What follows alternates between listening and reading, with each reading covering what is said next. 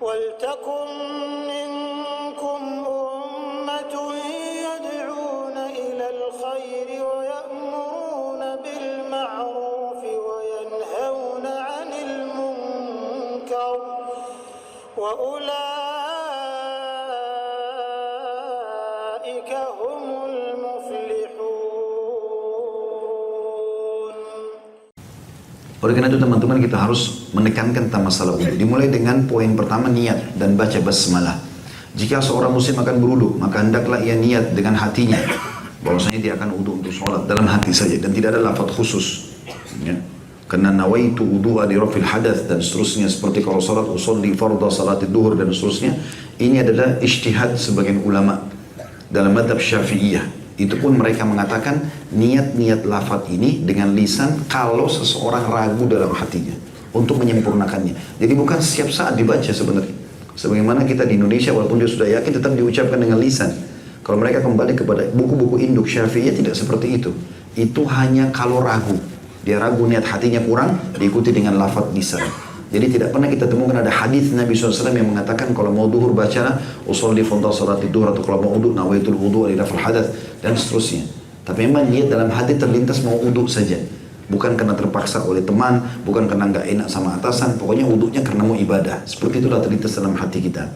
Lalu dimulai dengan Bismillah, dan ini boleh diucapkan walaupun di wastafel, di shower tempat mandi. Yang tidak boleh sebenarnya saya ajarkan itu di kloset saja. Ya. Berdasarkan sabda Nabi SAW, la wudu'a liman lam yadhkur ismallahi alaih. Tidak sempurna wudhu seseorang kalau tidak menyebutkan nama Allah atau bismillah padanya. Hadis riwayat Ahmad dan dihasankan oleh Albani. Kata beliau, namun apabila ia lupa membaca basmalah, wudhunya tetap sah, tidak batal, tapi dia kekurangan keutamaan. Ya. Yang kedua, membasuh telapak tangan.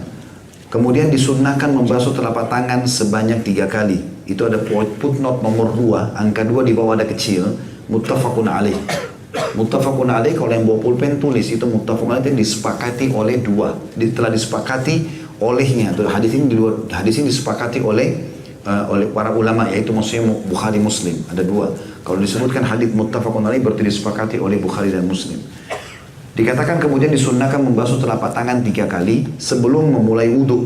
Dan ini sambil menyelat-nyelat jari jemari. Jadi ada sunnahnya juga. Jadi kalau mau wudhu kan telapak tangan 3 kali. Sebelum wudhu telapak tangan 3 kali, cuci tangan juga 3 kali. Itu termasuk sunnah.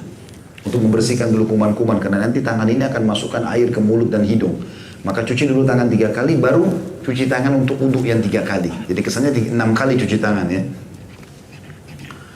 Itu dikatakan di sini ada putut nomor 3. Pada keterangan lain disebutkan bahwa membasuh telapak tangan ini di awal wudhu. Artinya ada yang mengatakan itu adalah pisah, ada yang mengatakan digabung. Sambil menyelat-nyelat jari-jari. Nah ini nyelat ini masukkan di antara jari-jari seperti ini. Ya. Supaya antara jari-jari ini semua kena air. Perhatikan ada gambar situ diperlihatkan caranya. Gambar 1 dan gambar 2. Yang ketiga berkumur-kumur. Kemudian berkumur-kumur. Ada footnote nomor 5. Diambil dari Sunan Al-Baihaqi jilid 1 halaman 52 dengan sanad sahih, yakni memutar-mutar air di dalam mulut. Jadi bukan cuma masuk buang. Masukkan ke dalam mulut maksimal air, kumur-kumur, lempar ke kanan, bagian dalam pipi, ke kiri, ke atas, ke bawah. Bahkan sebagian ulama sunnah saking menekankan masalah pentingnya kumur-kumur agar semua dosa-dosa dari mulut jatuh, maka dia mengangkat dagunya ke atas untuk kumur-kumur maksimal, baru dia keluarkan. Di sini dikatakan setelah dia mutar-mutar air di mulutnya, baru dia mengeluarkannya. Berapa banyak muslimin ambil air sedikit cuma masuk mulutnya langsung diludahkan. Maka belum sempurna, karena seluruh rongga mulut dianjurkan untuk dikenakan itu. Sebagaimana hadis Baihaqi ini. Yang keempat, istinsyaq. Istinsyaq adalah menghirup air di hidung. Dihirup, bukan cuma dimasukkan di ujung hidung. Kemudian istinthar di sebelahnya, itu mengeluarkan dengan tangan kiri. Air tadi yang kita hirup dengan kuat, dikeluarkan juga dengan kuat. Perhatikan di sini kata beliau, kemudian istinsyaq, yakni menghirup, penulis buku maksudnya, kemudian yakni menghirup air ke hidung dengan nafasnya, ya, seperti orang nafas, lalu mengeluarkannya kembali. Hiruplah air dari tangan kanan, lalu keluarkan dengan memegang hidung dengan tangan kiri. Ada footnote nomor 6, perhatikan di bawah. Menyatukan atau menggabungkan antara berkumur-kumur dan menghirup air ke hidung dengan satu telapak tangan. Hadis ini muttafaqun alaih. Jadi kelebihan buku ini luar biasa. Setiap kali dia sampaikan sesuatu, ini loh hadisnya. Ini loh hadisnya. Jadi nggak mungkin salah. Dengan izin Allah Subhanahu wa taala tentunya. Jadi di sini diperhatikan mulut, ya perhatikan gambar nomor 3, air itu diambil di satu cakupan telapak tangan kita, kemudian masukkan setengahnya ke mulut sambil kumur-kumur yang maksimal, sisanya hirup di hidung. Sambil tetap kumur-kumur, yang tangan kiri membuang dengan kuat air yang dari hidung, baru kemudian dibuang yang dari mulut. Jadi ini kayak satu rangkaian. Ya. Disunnahkan untuk istinsyak dengan kuat, menghirup air tadi dengan kuat, kecuali jika sedang berpuasa, karena dikhawatirkan air akan masuk ke perutnya. Nabi SAW bersabda, wabalik fistinsyaqi illa antakuna sa'ima. Bersengatanlah atau lakukan dengan kuat, ambil air itu hirup. Ini juga teman-teman kalau lagi flu, hidungnya buntu, coba praktikin istinsyak ini. Banyak orang sudah praktikin, ternyata dimasukin air dengan kuat, dihirup, dibuang dengan kuat, subhanallah 2-3 kali sembuh. Ini buntu hidungnya hilang, ya. Kuasa Allah SWT.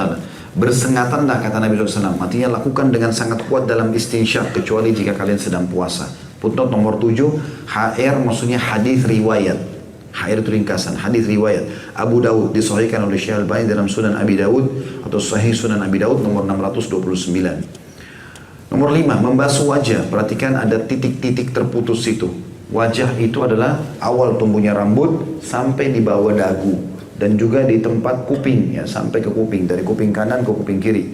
Kemudian membasuh wajah, ada footnote nomor 8, sesuai dengan QIS itu Quran surah, ya, ringkasan. Maaf kalau yang sudah tahu, saya karena beda buku maka saya perlu sampaikan masalah itu.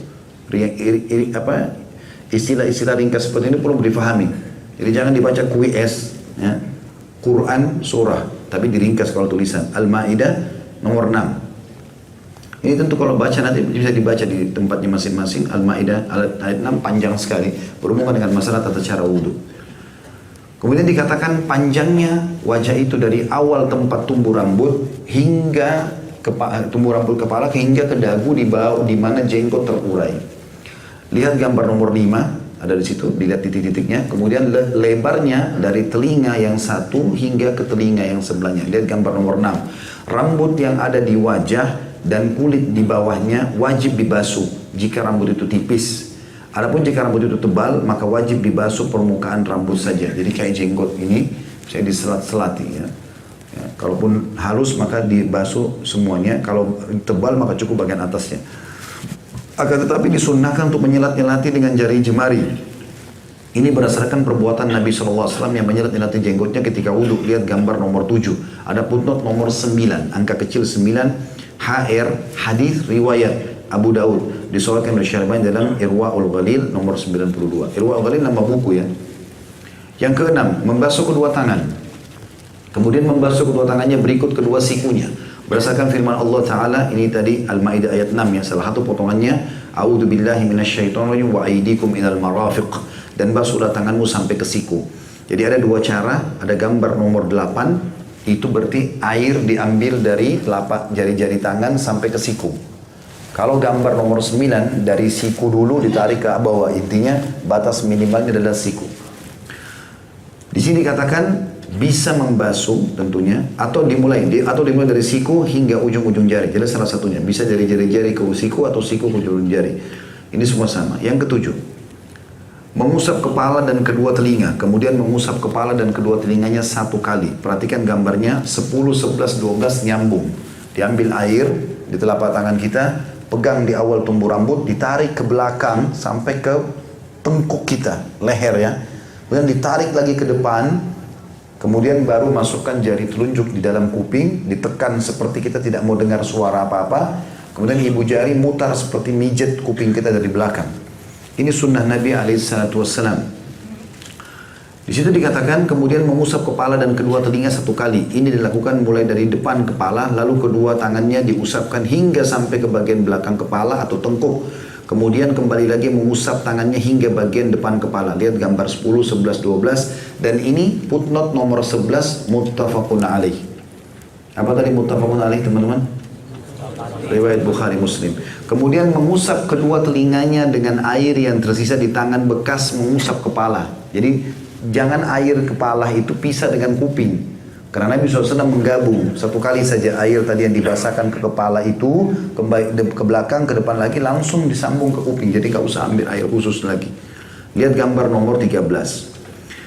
Yang kedelapan, mengusap kedua kaki, kemudian membasuh kedua kaki berikut kedua mata kaki berdasarkan firman Allah Ta'ala dalam Al-Maidah masih sama, ayat 6, A'udzubillahi minasyaitonir wa arjulakum ilal ka'bain, dan basuhlah kedua kakimu sampai kedua mata kaki. Berarti mata kaki batas minimal, dianjurkan untuk melebihkannya.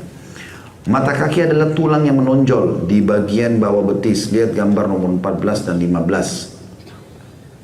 Kedua mata kaki wajib dibasuh. Footnote nomor 13, hadits muttafaqun alaih. Bersamaan dengan membasuh kaki, itu di nomor 14, footnote nomor 14 di bawah, menggosok dan menyati-nyati jari-jari kedua kakinya disebutkan dalam Sahih Sunan Tirmidzi nomor 37 dengan jari kelingkingnya, boleh dengan tangan kanan atau tangan kirinya.